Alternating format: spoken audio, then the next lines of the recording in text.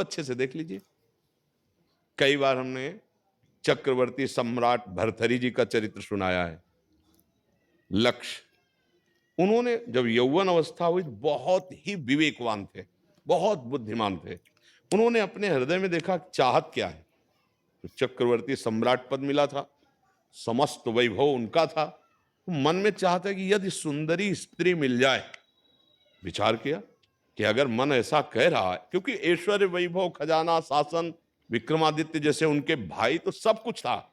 मन की खोज की, तेरी को चाह क्या है? उनका विश्व सुंदरी अगर हमें मिल जाए। उन्होंने पूरे विश्व में ऐलान करवा दिया, महाराज चक्रवर्ती सम्राट भर्तृहरि अपने योग्य पत्नी चाहते हैं। बहुत सी सुंदरियां स्वयं आकर के उनके वरण, उनमें से एक का वरण किया हूं। उसका नाम पिंगला था। बहुत ही सुंदर, सर्वांग सुंदर, जैसा उनके मन में कल्पना थी वैसे ही मिल गई। अब तो खुशी हो जाना चाहिए। उन्होंने मन में विचार किया, अगर हम लोगों से मिलते रहेंगे, राष्ट्र सेवा करेंगे, तो शायद हम सुख ना खोज पाए।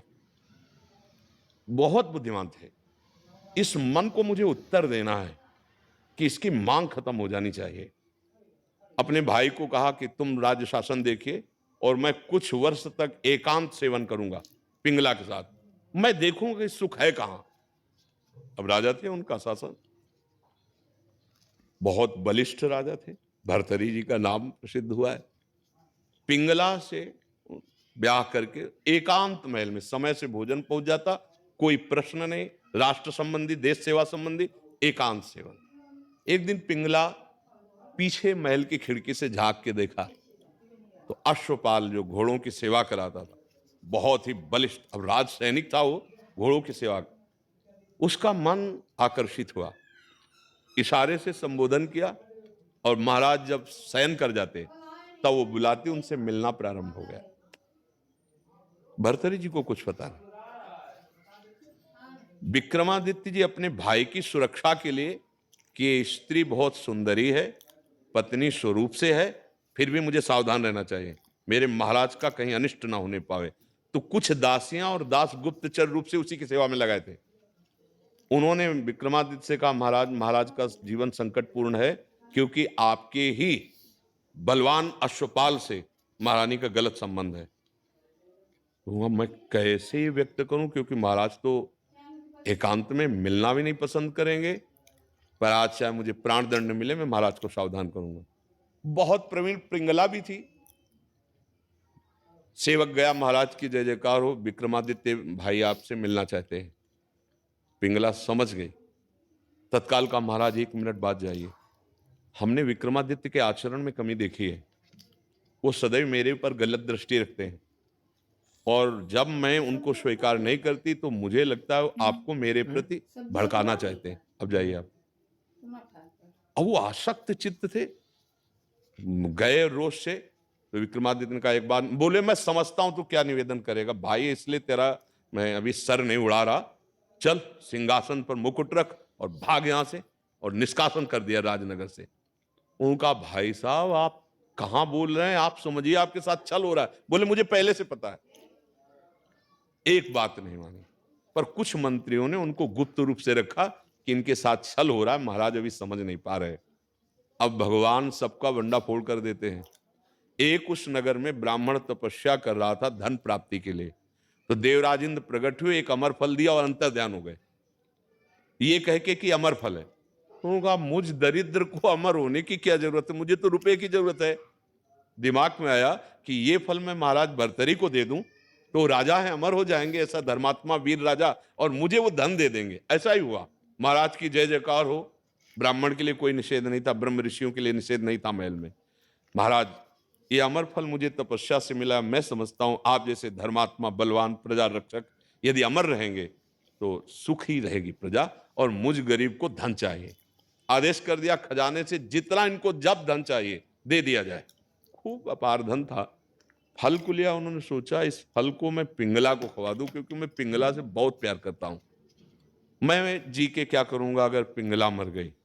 बुलाया पिंगला को और कहा, ये अमर फल लीजिए, ये मेरे देश के ऋषियों की तपस्या का फल है, आप इसे खाइए, आप अमर हो जाएंगे। हाँ महाराज, मैं पालूं। बोले, नहीं मेरे सामने नहीं महाराज, स्नान करके पवित्र अनुष्ठान से फिर मैं पालूं। आपको विश्वास नहीं? महाराज ने कहा ठीक है। समय से जब वो अश्वपाल से मिली, पिंगला ने सोचा मैं जी के क्या करूंगी, मेरा प्यार तो अश्वपाल है। अश्वपाल से कहा अमर फल पा लीजिए, तुम अमर हो जाओगे, तो जब तक मैं जीवित रहूंगी तुमसे हमारी मित्रता रहेगी।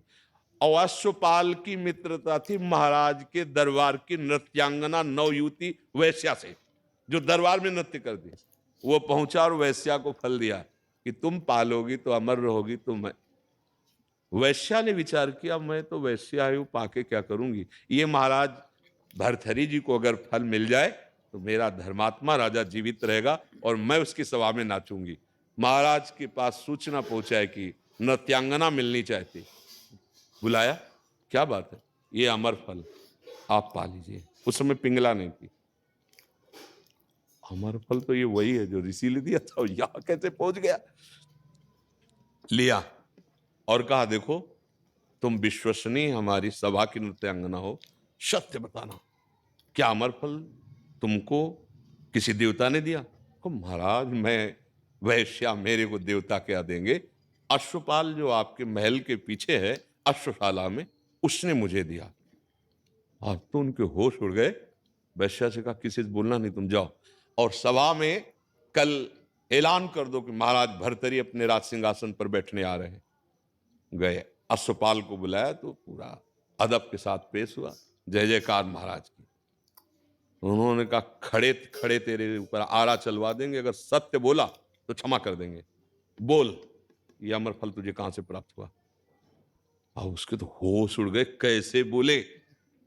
अब उसने कहा अगर मेरी गर्दन माफ की जाए तो मैं बोल पाऊंगा, अन्यथा आप मार डालो, मैं नहीं बोलूंगा। तो उनका कह दिया सत्य बोलेगा तो क्षमा कर देंगे। तो उनका महारानी पिंगला ने दिया। बोले हटाओ, जाओ यहां से।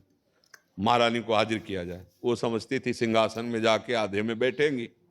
बुलाया और सामने खड़ी किया और तलवार खींची और सब सभा को कहा देखो हमारे देश के ऋषियों की तपस्या का फल, इसको मैंने अमर फल पवाया था और मैं तलवार से मारूंगा, ये मरेगी नहीं। तो जे तलवार, उनका महाराज मारना मत। क्यों? अमर फल पे संशय क्या? तो उनका पाया ही नहीं। क्यों? क्या मुझ चक्रवर्ती सम्राट महाबलिष्ठ भर्तरी से बढ़कर तुझे कोई प्यारा और सुंदर मिल गया क्या? अब क्या बोल पाए? बस मुकुट उतारा सिंहासन पर, कब धिक्कार इन भोगों को। और ऐसे महान विरक्त पुरुष हुए कि विरक्त जनों के लिए उन्होंने भर्तरी शतक वैराग्य का उन्होंने रचना रची। ऐसे महापुरुष तपस्या, ये धिक्कार है इन भोगों को। मुझ चक्रवर्ती सम्राट से पिंगला संतुष्ट नहीं, पिंगला से अश्वपाल संतुष्ट नहीं, वो वैश्या से प्यार। ये क्या चरित्र है जीवन? तो लक्ष्य एक, जब तक भगवान का आश्रय नहीं, भगवान का भजन नहीं, तो चक्रवर्ती सम्राट अपने वैभव संपन्न महल में भी ऐसी विश्व सुंदरी से संतुष्ट नहीं हो पाया। विश्व सुंदरी उनसे संतुष्ट नहीं हो पाई। एक अश्वपाल, ये मन की चाल है। अगर हम लक्ष्य यही संसार के भोग बनाएंगे भैया, तो कभी किसी को